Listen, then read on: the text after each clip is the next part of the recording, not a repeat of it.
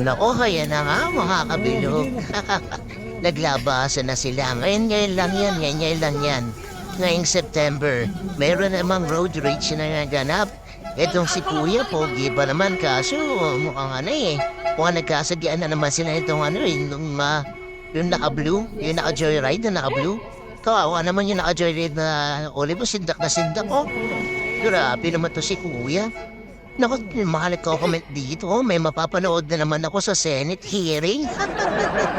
May mapapanood na naman daw sila sa Senate hearing. Ano public apology na naman to.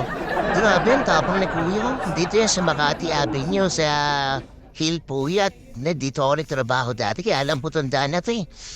Grabe siguro nagkagit dito itong dalawa. No, grabe pinukpok ni kuya yung cellphone holder. Ay, ano, yung ano pala, side mirror.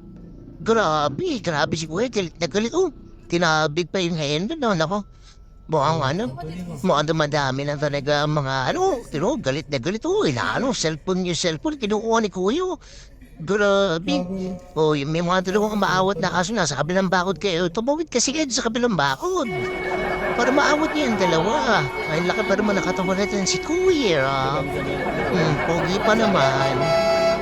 Oh, di ba? Oh, di ba? Mukhang nag-gym si Kuya, oh. Kawawa naman itong yung angkas. Ay, joyride pala, joyride. Joyride rider na to. O, nasindak na naman, eh, oh. Mukhang mayaman, eh, oh. Grabe kung turo-turuin. Dinuduro siya, pre.